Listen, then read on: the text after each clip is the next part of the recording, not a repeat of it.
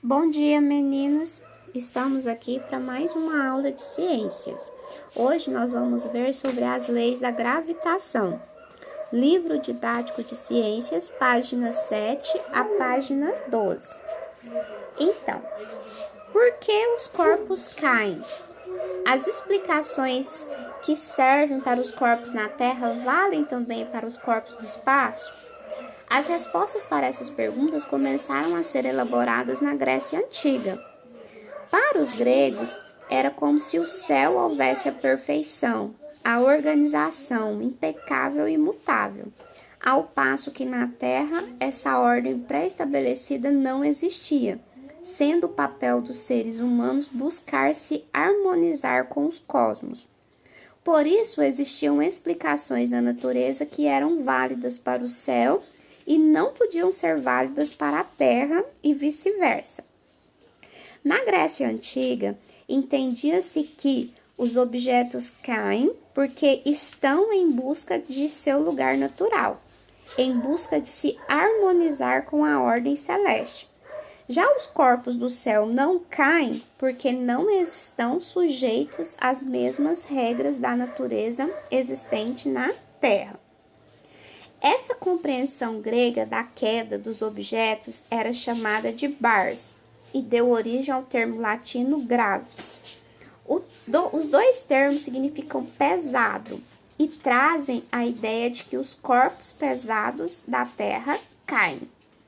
Na Idade Moderna, o termo latim gravis deu origem ao conceito de gravidade. Atualmente, dizemos que os corpos próximos do planeta caem porque são atraídos pela gravidade da Terra, não porque buscam seu lugar natural. Essa definição de gravidade e os estudos de muitos outros pensadores serviram para sintetizar as leis da gravitação e consolidar o modelo heliocêntrico. São conhecidas por leis da gravitação, as leis de Kepler e a lei da gravitação universal proposta por Newton. Leis de Kepler. O alemão Johannes Kepler, 1571 a 1630, era um promissor professor de matemática e astronomia, que foi convidado em 1600 para trabalhar como assistente de Tycho Brahe.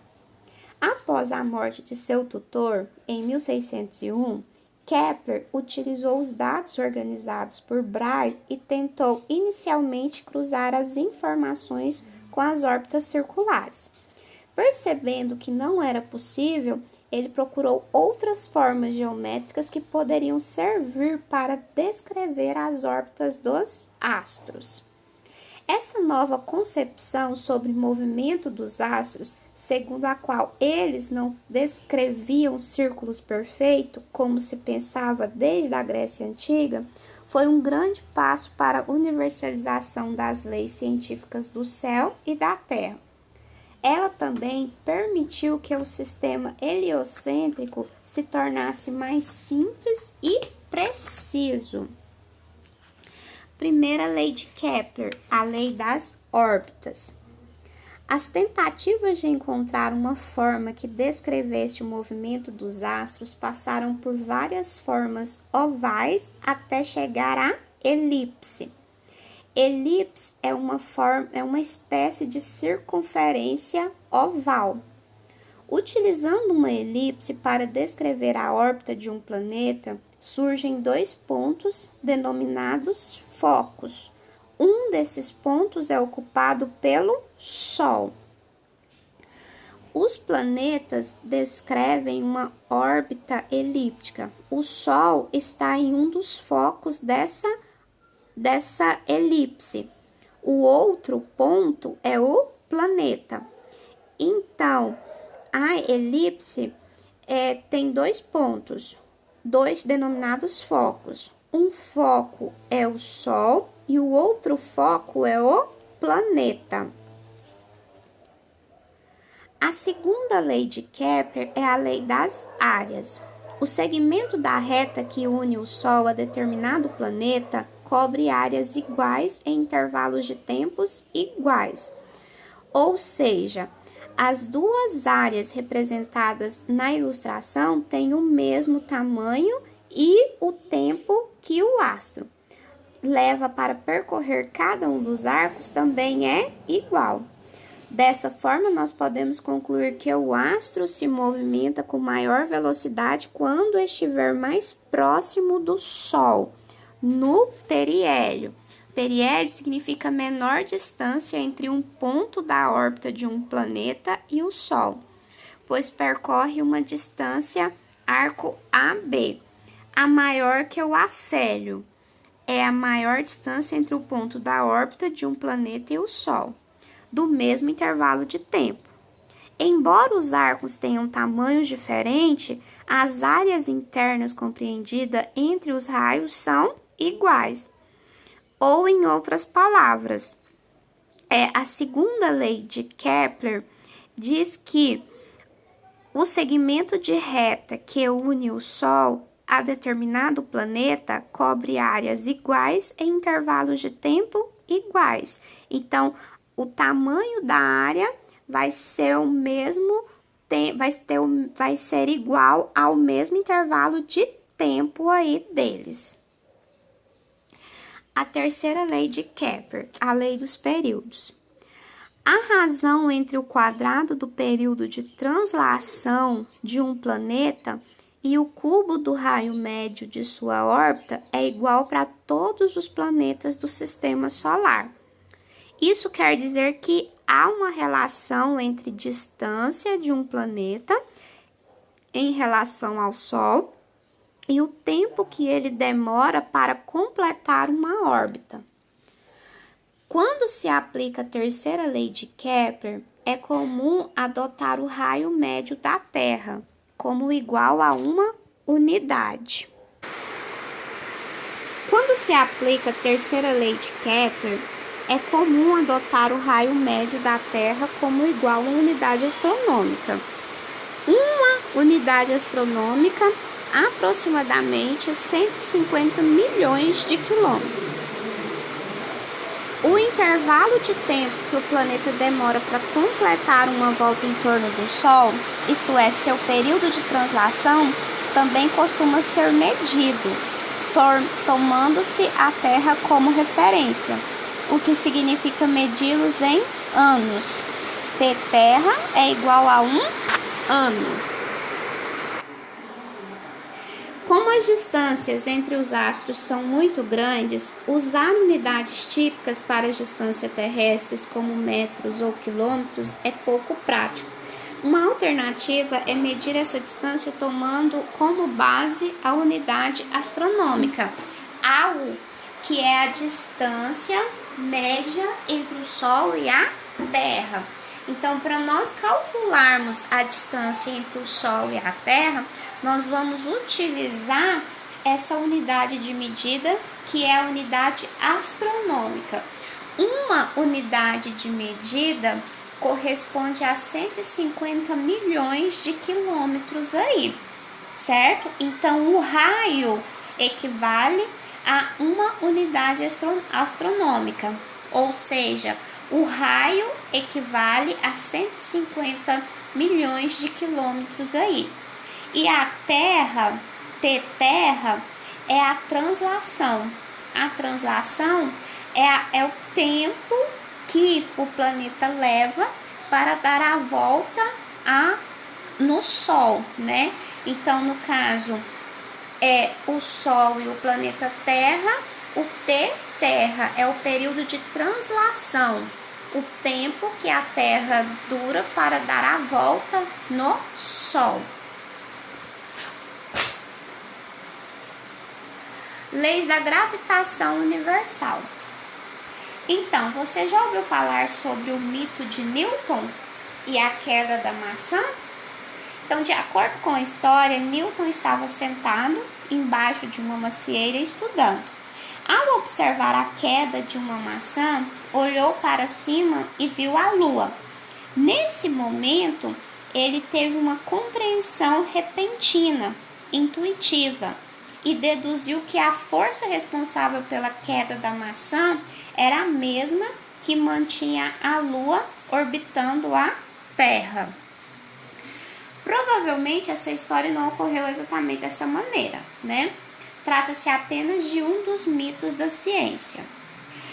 A ideia central por trás da gravitação universal é que a gravidade que faz os corpos caírem na Terra é a mesma gravidade que mantém a Lua em órbita. Dito de outro modo, a ciência que vale para a Terra é a mesma que vale para o universo.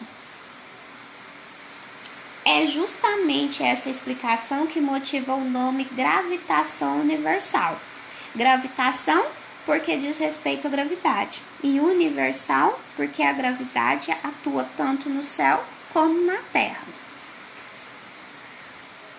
As leis de Kepler descrevem os movimentos dos astros. Isaac Newton, na mesma obra em que apresenta as 3 leis de Newton, confirma os estudos de Kepler apontando a causa dos movimentos dos planetas em torno do Sol.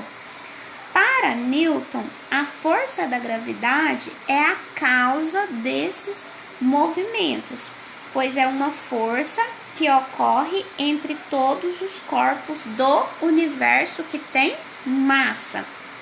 Quanto maior a massa dos corpos, maior a força de atração entre eles.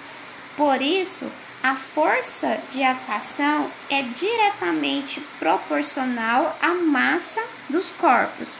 Se aumenta a massa, aumenta a força e vice-versa.